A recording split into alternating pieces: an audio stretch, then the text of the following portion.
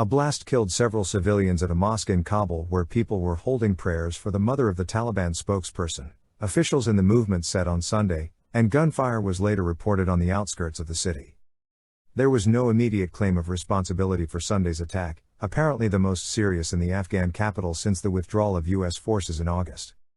Several other civilians were hurt in the explosion on a main road near the entrance of the Aja Mosque, officials said. Taliban commanders were seen giving blood at a hospital treating the wounded.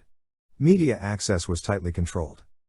The attack underlined the mounting challenges facing the Taliban as they grapple to adapt to government and prevent a complete collapse of Afghanistan's war-battered economy, with millions threatened by famine as winter approaches. The local affiliate of Islamic State, which has fought the Taliban for years, has already claimed to have carried out attacks on Taliban fighters, although officials from the new government have dismissed the threat from the group. Hours after Sunday's blast, local media reported heavy exchanges of gunfire in Kharazmir, an area immediately to the north of the city.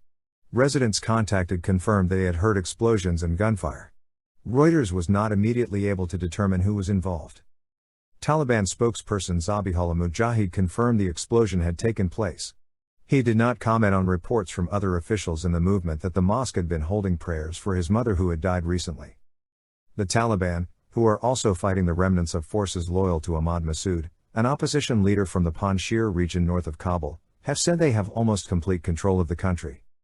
But Sunday's violence, and a string of smaller incidents in recent days in areas including Nangarhar on the border with Pakistan and Parwan north of Kabul, have shown that security threats have not disappeared. A Taliban soldier who said he saw the explosion on Sunday said 2 people were killed and 8 wounded.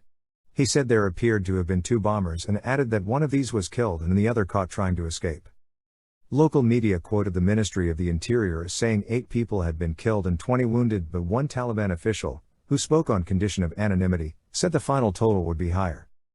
Suicide attacks, many claimed by the Taliban, killed thousands of civilians in Kabul during the 20-year insurgency against the Western-backed government. Afghans had hoped that the movement's victory would bring them to an end.